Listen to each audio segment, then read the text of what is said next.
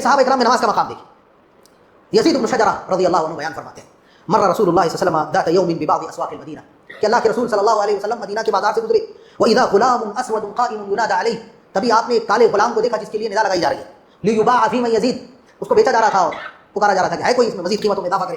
وَكَانَ الْغُلَامُ يَقُولُ اور یہ جو غلام تھا یہ کہہ رہا تھا من اشتراني فعلى شرط جو بھی مجھے خریدے گا ایک شرط کے ساتھ میں خریدے. قیل ما ہوا پوچھا گیا کہ یہ شرط کون سی ہے.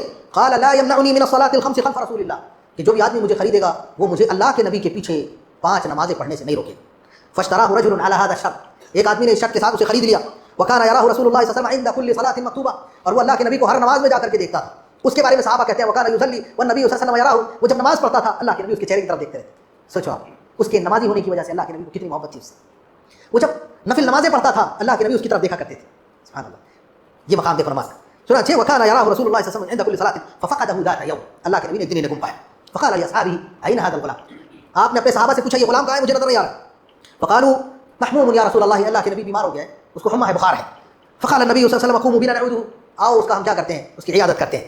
فقاموا مع رسول الله صلى الله عليه وسلم فلما كان بعد ايام قال لاصحابه پھر کچھ دن کے بعد میں اللہ کے نبی نے پوچھا ہم عیادت کو گئے تھے ابھی بھی ٹھیک نہیں ہوا ما بھی کیا ہوا اس کو. وما حال هذا الغلام اس غلام کا کیا حال ہے. فقال يا رسول الله ان الغلام به لمم عظيم اللہ کے نبی اس کو تو بڑی بیماری ہو گئی ہے بڑی بیماری ہو گئی ہے اور ہمیں نہیں لگتا ہے کہ اب یہ بری ہو پائے گا ہمیں نہیں لگتا ہے کہ یہ شفا یاب ہو پائے گا اب اسی بیماری میں اس کی وفات ہو جائے گی.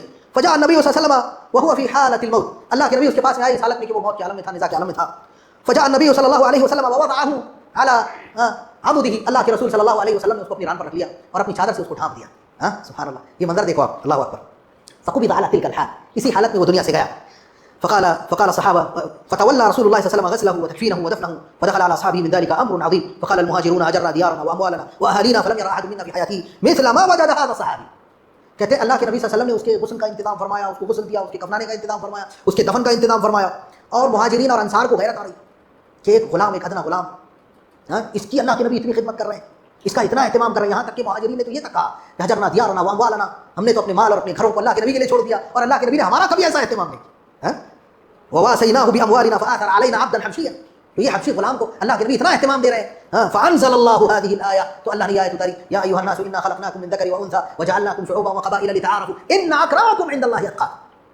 لوگوں ہم نے تمہارے یہ جو قبائل وغیرہ بنائے ہیں یہ سب اس لیے بنائے ہیں تاکہ تم ایک دوسرے کو جانو اور تم میں سب سے زیادہ اکرم اللہ کی نگاہ میں وہ ہے جو نمازی ہے جو اللہ سے ڈرنے والا ہے.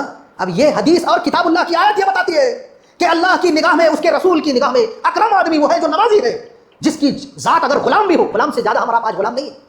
کوئی کمپنی میں ہے کوئی کسی جگہ میں ہے نہیں ہو سکتا اس غلام سے زیادہ آپ غلام ہے نہیں.